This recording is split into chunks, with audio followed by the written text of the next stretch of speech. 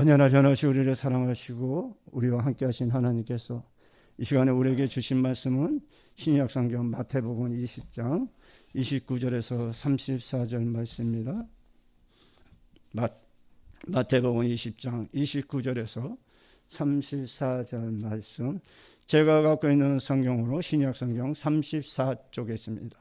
신약 성경 34쪽 마태복음 20장 29절에서 34절, 우리 한 절씩 함께 교독해서 공독하도록 하겠습니다. 제가 29절 먼저 읽겠습니다. 그들이 여리고에서 떠나갈 때 큰 무리가 예수를 따르더라.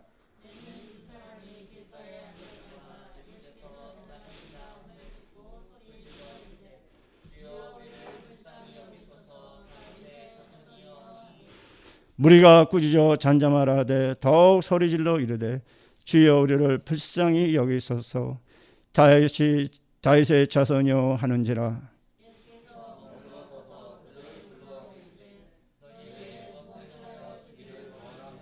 이르되 주여 우리의 눈 뜨기를 원하나이다. 예수께서 불쌍히 여기사 그들의 눈을 만지시니 곧 보게 되어 그들이 예수를 따르니라. 아멘.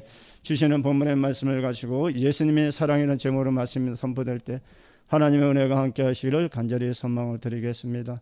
말씀을 나누기 전에 제가 잠시 하나님 앞에 도움을 구하는 기도를 잠깐 드리도록 하겠습니다. 하나님, 어찌하여 이 종을 사랑하여 주셔서 어찌 이 자리를 저를 세워주셨는지요. 하나님, 내가 무슨 말씀을 선포해야 되는지 들고 떨린 마음으로 이 자리에 섰습니다. 종을 불쌍히 여겨주시고 종의 입술을 성령 하나님께서 붙잡아 주셔서 이 시간에 선포되는 말씀에 오직 하나님 말씀만이 전해지게 도와주시옵시고 말씀을 전하는 자 받는 자 아멘 아멘으로 화답할 수 있는 말씀에 은혜가 더이는 은혜가 있게 하여 주시옵소서. 말씀을 들음을 통해 하나님의 사랑하심을 다시 한번 깨닫는 저들 되게 도와주시옵시고 우리의 삶이 오직 주 안에서 평강과 기쁨과 소망 가운데 살아가는 우리들이 될 수 있도록 믿음을 더하여 주시옵소서. 이 시간도 온전히 주님만을 의지하며 죄에서 우리를 구원해 주신 예수님의 이름으로 감사하며 기도드리옵나이다. 아멘. 말씀을 나누기 전에 제가 잠시 예전에 있던 사역지에서 있었던 것을 잠시 간증하고 하나님의 말씀을 전하고자 합니다. 제 간증이 아니라 그 자매님의 간증입니다. 평생을 혼자 걷지 못하고 목발에만 의지했던 아버지, 그런 아버지가 힘든 걸음을 연습하기 시작했던 건 맞이인 내가 결혼 이야기를 꺼낼 즈음이었다. 사람들의 말도 부딪히고 의족을 끼우시더니 그날부터 줄곧 앞마당에 나가 걷는 연습을 하셨다. 한 걸음 한 걸음 내디딜 때마다 얼마나 힘겨워 보이시는지. 땀으로 범벅이 된 아버지는 하루에도 몇 번씩 땅바닥에 넘어지곤 하셨다. 아빠, 그렇게 무리하시면 큰일 나요. 엄마랑 내가 아무리 모시고 들어가려고 해도 아버지는 진땀 어린 미소를 지어 보이셨다. 얘야, 그래도 네 결혼식 날에 이 애비가 손잡고 들어가려면 다른 건 몰라도 걸을 수는 있어야 하지 않겠니? 난 아버지의 그런 모습을 보면서도 그냥 큰아버지나 삼촌이 그를 대신해 주기를 은근히 바랬다. 왜냐하면 신랑과 신부모님 그리고 친척들과 친구들에게 의족을 끼고 쩔룩거리는 모습을 보이고 싶지 않았기 때문이었다. 그렇게 아버지의 힘겨운 걸음마 연습이 계속되면서 결혼 날짜는 하루하루 다가왔고 나는 조금씩 마음에 두려움이 왔다. 전자 결혼식 날 아버지가 넘어지지는 않을까? 신랑 측 사람들이 수근거리지는 않을까? 한숨 속에 결혼식 날이 다가왔다. 결혼식 날 아침 눈을 떠보니 제일 먼저 현관에 하얀 운동화가 눈에 띄었다. 누구의 신발인지 경향이 없어서 그냥 지나치기는 했지만 아무래도 마음이 걸렸다. 결국 결혼식장에서 만난 아버지는 내가 걱정했던 대로 아침에 현관에 놓여있던 하얀색 운동화를 신고 계셨다. 그것을 보는 그 순간 나의 가슴이 덜커덩 내려앉았다. 아무리 힘이 든다 해도 잠깐인데 구두를 신으시지. 당신의 힘이 모자라서 그런 건지 아니면 떠나는 내게 힘을 내라는 뜻인지 아버지는 내 손을 꼭 잡아주셨다. 하객들의 웅성거림 속에서 쩔룩쩔룩 걸어야 했던 그 길이 아버지에겐 얼마나 멀고 고통스러웠을까.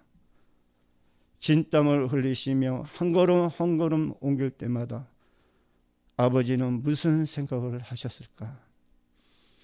하지만 난 결혼식 내내 아버지의 하얀 운동화만 떠올랐다. 도대체 누가 그런 운동화를 신으라고 했는지. 어머니일까? 왜 구두를 안 신으시고 누군가를 향한 원망에 두 벌이 화끈거렸고 도저히 고개를 들 수가 없었다. 아버지의 무한한 듯한 표정도 뿌듯해 하시는 미소도 마치 보지 못하고 그렇게 결혼식은 끝났다. 그 후에도 난 화려한 웨딩드레스를 입은 내 손을 잡고 아버지와 함께 걸어갔던 장면이 담긴 결혼사진을 절대로 펴보지 않았다. 왜냐하면 사진 속 아버지의 하얀 운동화만 봐도 마음이 안 좋아졌기 때문이다.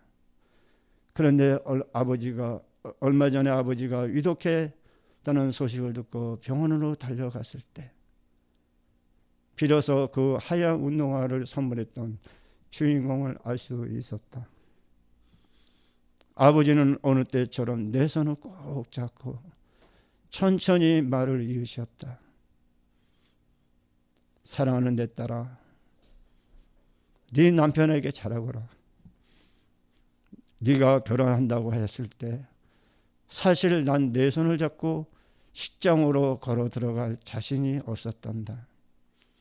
그런데 네 남편이 매일같이 날 찾아와 용기를 주었고 결혼 연습도 도와주더구나.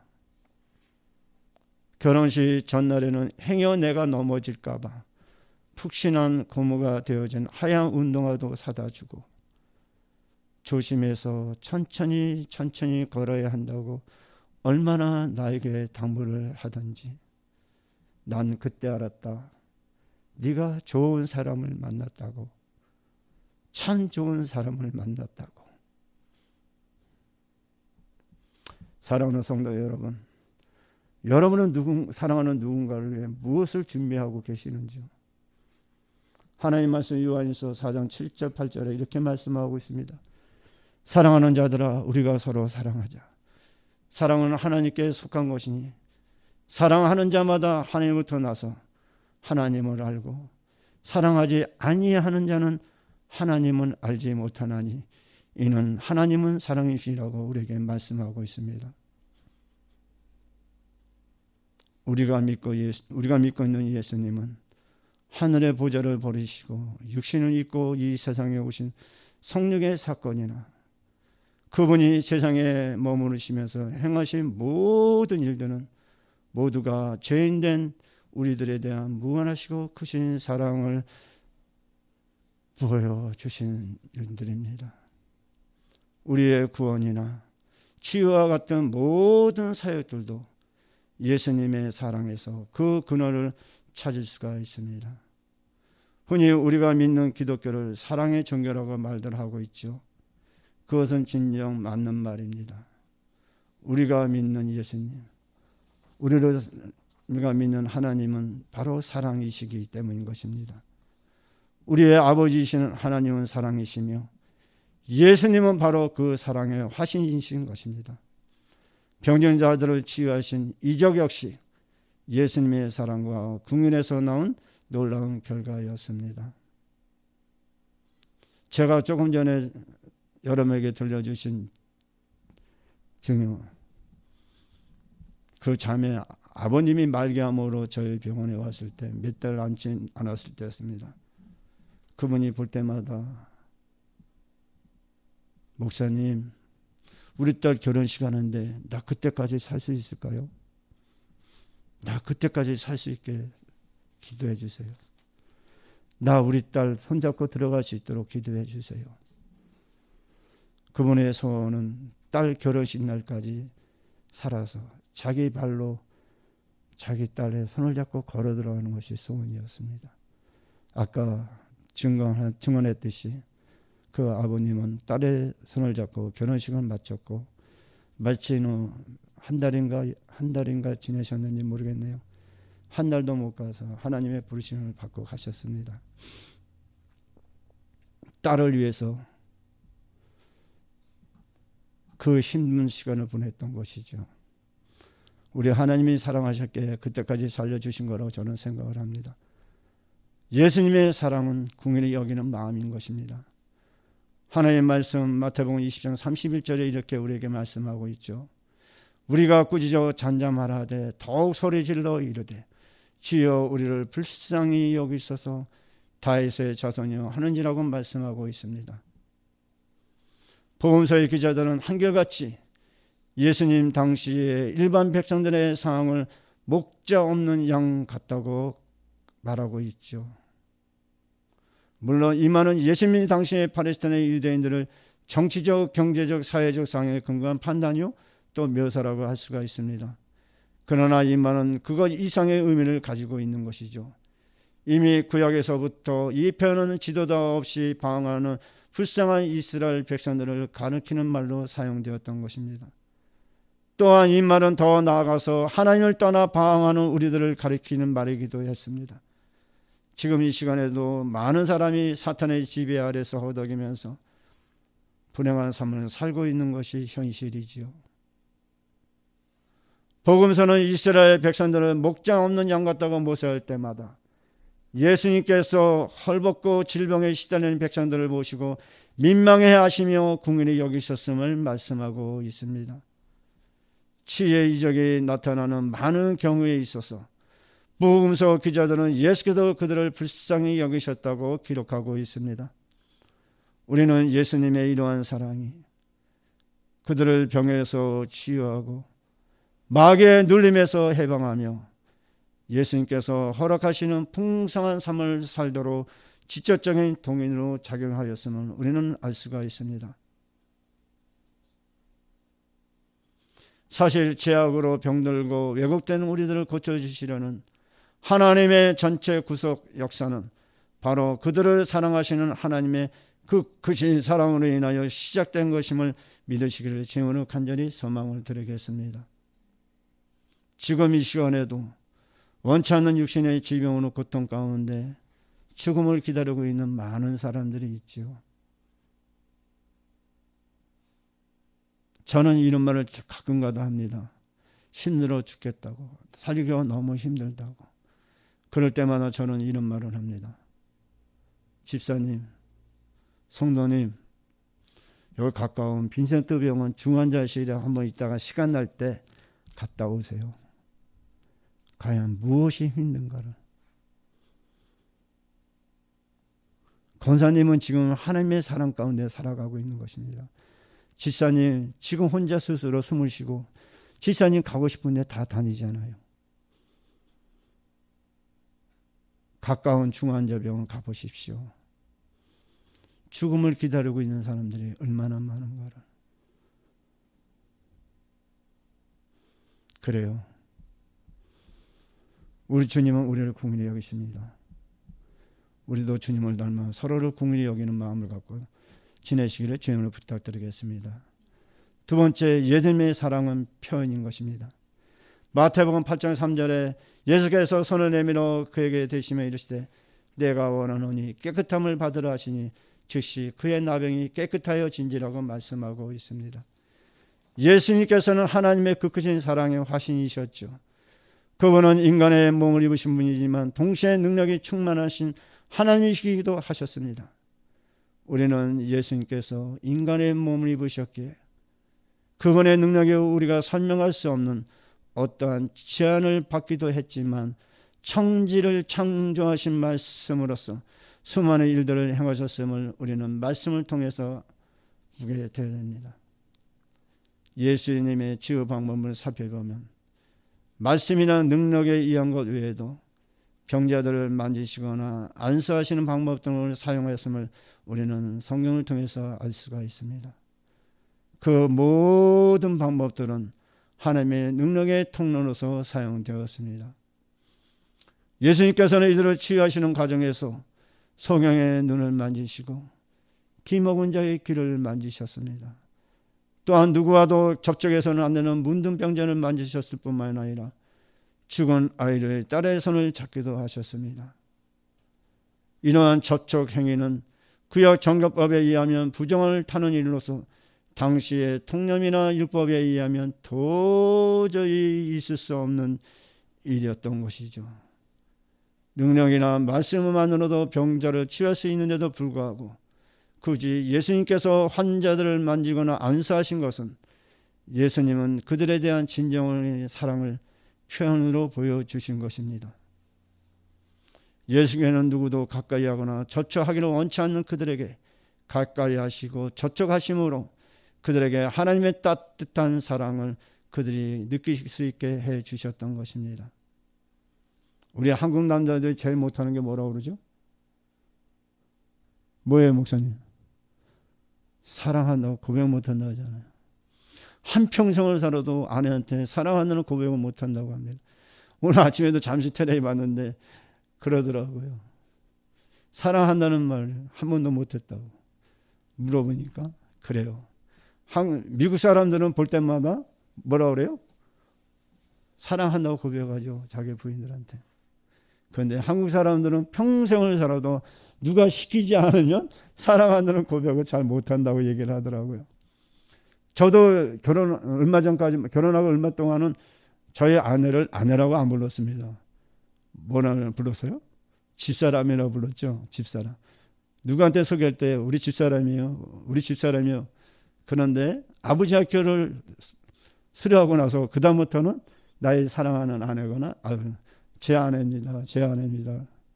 그때만 우리 센터에 있는 모든 봉사자들이 날 보고 아니 목사님은 꼭 부인을 갖다 아내라고 부르대요. 그러더라고요. 그래서 당연히 아내니까 아내라고 부르죠. 왜요? 많은 남자들이 자신의 아내를 아내라고 얘기 안 하고 집사람 아니면 바깥 사람이라고 안사람이라고 얘기하던가요? 그렇게 애들 얘기하기 때문에 그런 것 같더라고요. 그래서 제가 전화를 통할 때마다 아내라고 그러면 우리 봉사자분들이 되게 부러워하더라고요. 이상하게. 그래요. 우리 하나님은 우리를 사랑으로 표현으로 보여주셨듯이 우리도 주님을 닮아서 마음으로 생각하는 사랑이 아니라 표현으로 보여주는 그런 사랑을 하며 나누는 우리의 삶이 되기를 주님으로 부탁드리겠습니다. 마지막으로 예수님의 사랑은 치유인 것입니다.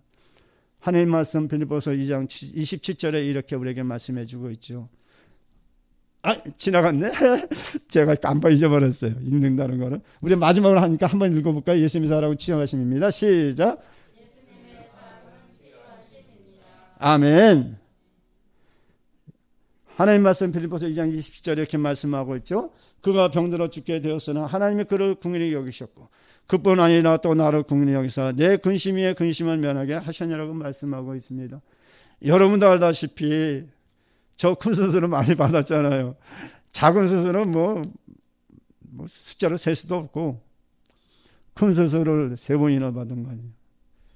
맨 처음에 큰 수술은 사랑하는 아내의 간을 기증받아서 간 이식 수술을 했고,